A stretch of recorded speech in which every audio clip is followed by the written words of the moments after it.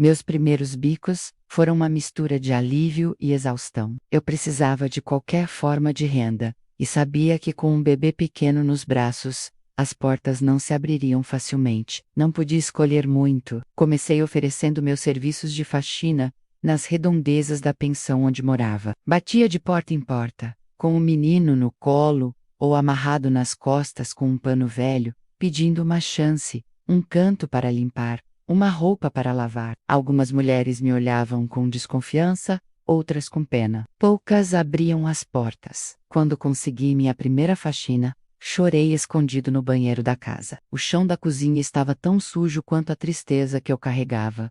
Mas enquanto esfregava, sentia como se estivesse limpando também a dor que me pesava no peito. Cada casa que eu entrava era um mundo diferente. Umas cheias de coisas bonitas, outras tão simples quanto minha própria realidade. A maioria das vezes eu saía com as mãos doendo, a coluna gritando e o bebê chorando de fome. Não dava para amamentar no meio da limpeza, então eu corria, lavava a roupa para fora também. Levava baldes de roupa suja até a pensão e passava horas no tanque, esfregando com sabão de pedra, enxaguando, torcendo, estendendo no varal improvisado no quintal. Quando via aquelas roupas limpas balançando com o vento, eu sentia uma pontinha de orgulho. Era pouco, era quase nada, mas era meu. Cada real que eu ganhava era para comprar leite, fralda, um pouco de arroz e feijão, às vezes não dava para tudo. Então, eu comia menos para ele comer mais. Ninguém via o esforço, ninguém sabia da dor nas costas, das mãos feridas, do cansaço que doía até nos ossos. Mesmo assim eu seguia. Desistir não era uma opção. O mais difícil era quando ele adoecia. Febre, choro, noites mal dormidas. Mesmo assim, eu me arrastava no dia seguinte, para mais uma faxina, para mais uma pilha de roupa. Eu pensava, se é assim que eu tenho que lutar, então eu vou lutar. E cada bico, cada casa limpa, cada sabão gasto era um passo a mais. Não era só por mim. Era por ele, por dois. Era a nossa chance de, algum dia, ter uma vida um pouco menos dura. Cuidar do meu filho e trabalhar ao mesmo tempo. Era como viver, dividida em duas. Ele era só um bebê, indefeso, precisando de mim o tempo todo. E eu precisava correr atrás de dinheiro para que a gente tivesse o que comer. Não tinha com quem deixar ele. Não existia creche, vizinho, parente, nada. Era eu e ele. O tempo todo. Levava ele comigo para as faxinas, para as casas onde lavava roupa, para os mercados, onde perguntava se precisavam de ajudante. Ele ficava quietinho, às vezes dormia num cantinho da sala, sobre um cobertor velho que eu levava na sacola. Outras vezes chorava sem parar, e aí eu tinha que parar tudo para amamentar, acalmar, embalar. Perdi muitos bicos assim. Teve gente que me mandou embora por causa do choro dele. Teve uma mulher que falou na minha cara que criança não combina com serviço. Doía ouvir isso.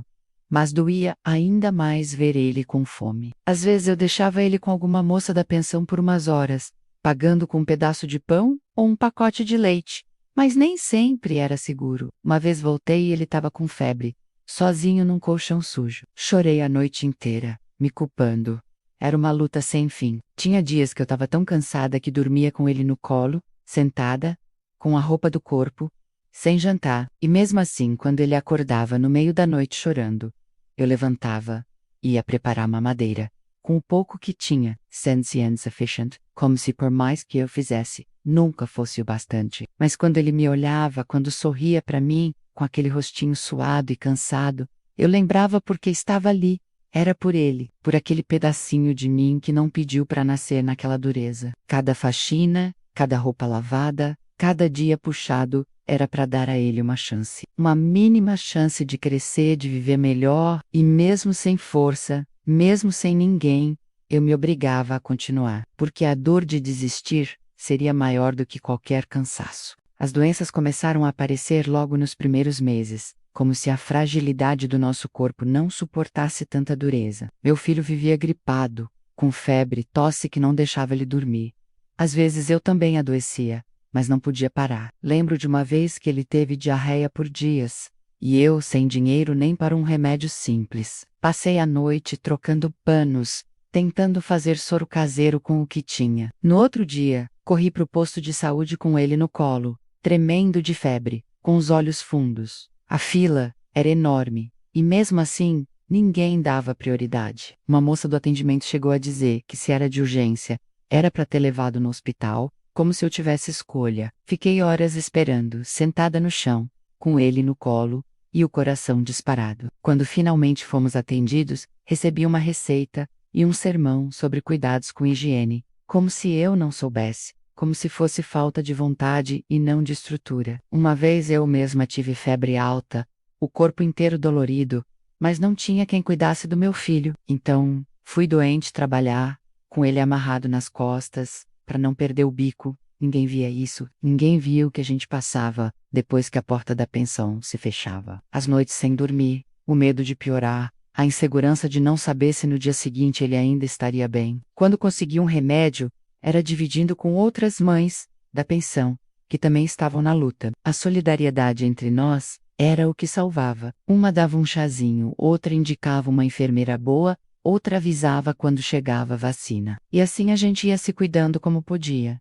O posto de saúde virou quase nossa segunda casa, mas nunca era fácil. Era humilhante depender do sistema, ser tratada com descaso. Ouvi que a gente deveria ter pensado antes, mas eu pensava o tempo todo. Pensava em como manter meu filho vivo, em como aguentar mais um dia, em como não desmoronar. Porque ali, naquelas cadeiras frias do posto, entre mães desesperadas e crianças doentes, eu percebia que a gente não estava só doente do corpo. A gente carregava uma exaustão da alma, de quem só queria um pouco de dignidade para seguir em frente. A saudade da minha família na Bahia era uma dor que me acompanhava todos os dias, como uma ferida que nunca cicatrizava. Era no silêncio da noite, depois de colocar meu filho para dormir, que ela apertava mais forte. Fechava os olhos e lembrava da casa simples, do cheiro de café fresco pela manhã, das conversas na varanda, do barulho do vento batendo nas folhas do quintal. Lembrava do abraço apertado da minha mãe,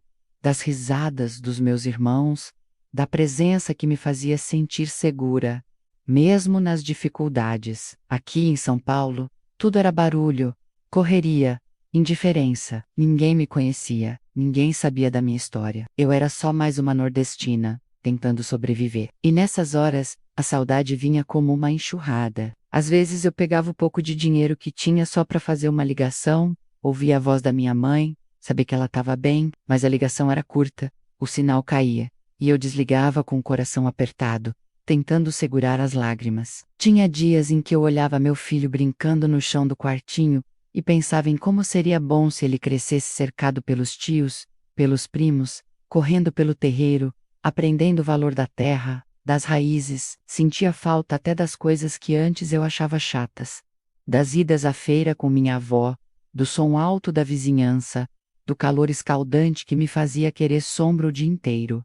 Aqui, até o calor era diferente, mais seco, mais cinza, e eu, mesmo no meio de tanta gente, me sentia só, me perguntava se tinha feito a escolha certa, se lutar por uma vida melhor, longe de tudo que eu amava, realmente valia a pena. Mas aí eu olhava para ele, para o meu menino, e lembrava do porquê de tudo isso. Era por ele, era para que ele tivesse uma chance. E mesmo com a saudade me rasgando por dentro, eu segurava firme, porque voltar de mãos vazias não era uma opção. Então, eu chorava escondido, lembrava das histórias do meu pai, dos conselhos da minha mãe, da fé que a gente aprendeu desde cedo. E rezava, rezava para ter força, para um dia poder voltar para a Bahia com a cabeça erguida, com um futuro melhor, para mostrar e dizer que toda aquela saudade valeu a pena. As noites eram as piores, quando o silêncio tomava conta do quartinho apertado e escuro da pensão, e o único som era o da respiração tranquila do meu filho, dormindo ao meu lado. Era ali que minha alma desabava. Eu chorava baixinho, abraçada às minhas próprias dores, sem querer acordar ele, sem querer mostrar o quanto eu estava cansada, machucada por dentro. Cada lágrima era uma mistura de saudade, medo, solidão e exaustão. Não era fácil carregar o peso de tudo sozinha. Durante o dia eu precisava ser forte, sorrir, procurar trabalho, cuidar da casa improvisada, alimentar meu menino com o pouco que eu tinha. Mas à noite, no escuro, as máscaras caíam. Vinha à minha cabeça tudo o que eu deixei para trás. Todos os e se, que eu não tinha como responder. Será que eu tinha feito certo? Será que ele ia ter uma vida melhor aqui? Será que eu ia conseguir pagar o aluguel no fim do mês? Essas perguntas me perseguiam. O medo de falhar era constante. Mas, mesmo nos meus momentos mais frágeis, algo dentro de mim permanecia firme. Não era orgulho, era amor, era por ele, por aquele menino que dormia ao meu lado, com a inocência de quem não sabia das dores do mundo. Eu não podia fraquejar. Eu não podia deixar que ele visse o desespero nos meus olhos. Então, mesmo chorando, eu fazia promessas em silêncio, que ia dar certo, que eu ia conseguir, que um dia a gente ia sair dali, que ele ainda ia ter orgulho da mãe que teve. Abraçava ele com cuidado, como se aquele gesto me curasse também. E aos poucos, a lágrima secava, e o sono me levava, sempre com uma oração nos lábios, pedindo forças para mais um dia, porque eu sabia que a dor da noite não podia me vencer. O amor que eu sentia por aquele filho era maior que tudo. Era ele que me levantava, que me dava coragem, que fazia cada lágrima virar resistência. E assim eu seguia, dia após dia, mesmo quebrada por dentro, mas firme por fora, porque eu era mãe. E mãe acostuma chorar sozinha, mas nunca desiste. Todo mês era uma angústia nova. Quando o fim do mês se aproximava, eu já sentia o coração apertado, como se um peso se instalasse no meu peito. O aluguel era um valor fixo, frio, que não queria saber se eu tinha conseguido trabalhar ou não, se meu filho tinha ficado doente, ou se eu tinha conseguido alguma roupa para lavar naquela semana. Ele simplesmente chegava pontual e me lembrava de que, se eu não conseguisse pagar, a gente podia acabar na rua de novo. Era esse medo que me tirava o sono, que me fazia acordar assustada de madrugada, fazendo contas na cabeça com os olhos abertos no escuro. Eu fazia de tudo para não deixar faltar. Cada moedinha que sobrava do que eu ganhava nos bicos virava parte da caixinha do aluguel. Às vezes deixava de comprar algo para mim, deixava de comer direito, mas o aluguel tinha que ser pago. Era a única segurança que eu tinha. Aquele quartinho apertado e mal ventilado era nosso único abrigo. Não era conforto, mas era teto. E eu não podia permitir que meu filho voltasse a passar pelas noites, ao relento, como nas primeiras semanas aqui. Por isso eu dizia sim para qualquer trabalho. Lavar roupa, faxina, cuidar de criança, limpar quintal, carregar sacola de feira. Qualquer coisa que me dessem, eu aceitava. Às vezes voltava para casa tão cansada que mal conseguia ficar de pé. Mas bastava olhar para o rostinho dele dormindo para eu lembrar do porquê de tudo. Mesmo assim, tinha mês que a conta não fechava. E aí vinha o desespero. Já tive que pedir para aumentar o prazo, já chorei para a dona da pensão, já fiz oração desesperada pedindo socorro. Teve dia em que eu sentei no chão do banheiro e chorei em silêncio, porque não queria que meu filho me visse fraca. Eu tinha medo de não dar conta, medo de falhar com ele, mas nunca deixei esse medo me paralisar. Pelo contrário, era ele que me empurrava para frente. Eu tinha que conseguir, por mais que doesse, por mais que parecesse impossível, eu não podia deixar que ele perdesse aquele teto. Enquanto eu tivesse forças, eu ia lutar. Porque uma mãe pode ter medo, sim, mas o amor dela sempre grita mais alto.